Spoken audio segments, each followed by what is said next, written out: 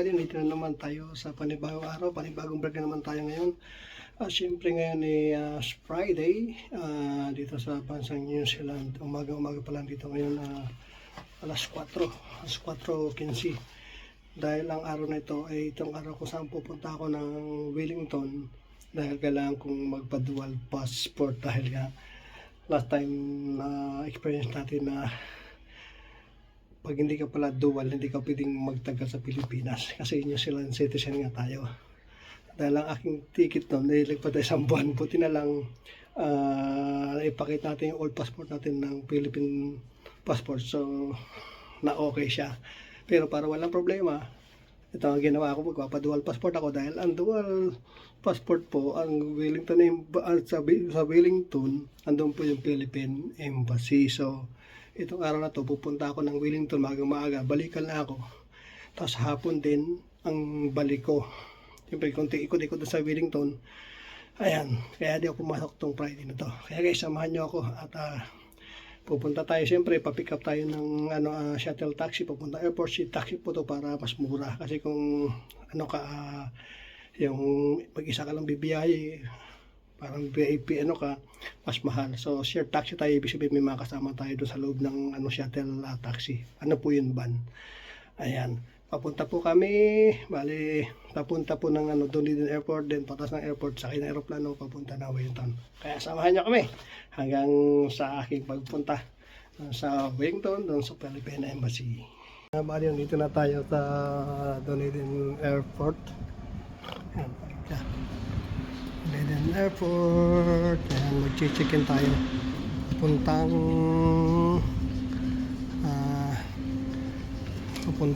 Wellington. Ayan, nandito na tayo sa escalator.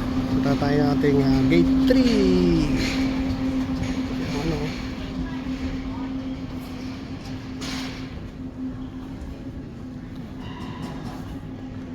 Dunedin Airport.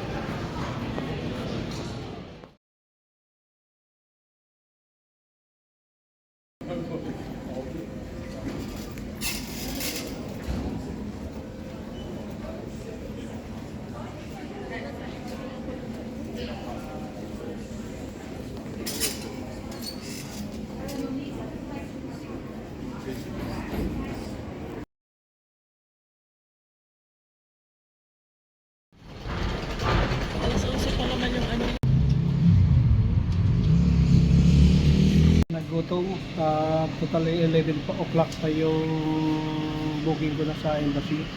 Naganap kami ng mga kainan dito. Ayan, buti nag-ikot-ikot kami, nakakita kami ng Subway.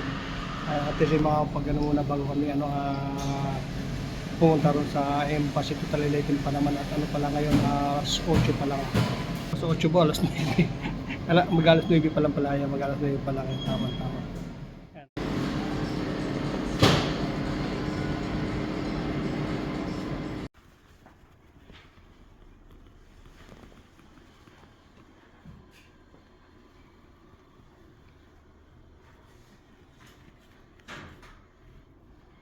alias known as Ligay de la Cruzan, solemnly swear solemnly swear that I will support and defend and obey the laws and legal orders and obey the laws and legal order promulgated by created by the duly constituted authorities of the Philippines. yung Philippines of the Philippines. I hereby declare and I hereby declare that I recognize and accept that I recognize and accept the supreme authority of the Philippines The supreme authority of the Philippines Philippines and will maintain true faith and will maintain true faith and allegiance thereto, and allegiance thereto, and that I impose this obligation upon myself that I impose the obligation upon myself voluntarily, voluntarily without mental reservation without mental reservation or purpose of evasion. for purpose of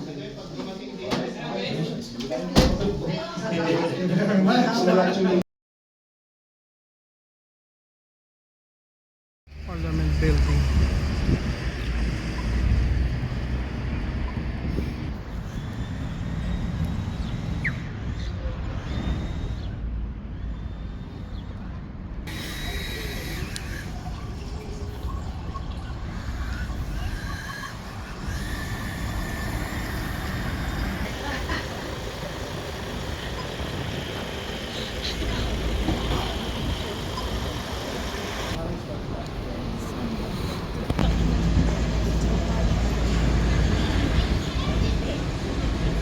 Mga buddy, nandito na kami sa Dunedin. Ayan, safe kami nakarating dito. Ayan, nakita na rin yung aming taxi. Ayan, mga pahina, thank you very much. Mo hanggang sa maabot at wag kang susuko hanggang sa makalusot. Tiyagain ang tiyagain, wag pang hinaan ng loob. Darating ang panahon at di na yan pagdadamot. Kung ikay nahihirapan at laging nadadapa, isipin mo balang araw meron kang mapapala sa iyong pagtiyatyaga. Sana wag kang magdala sa kahirapan mong dinanas, ikay makakawala. Kung minsan katawan bilag na sa arawan, naliligo na ng pawis pero di tinatagan. Minsan di sumagi sa isipan ko na huminto. May awa ang Panginoon upang buksan ang iyong pinto. Kaya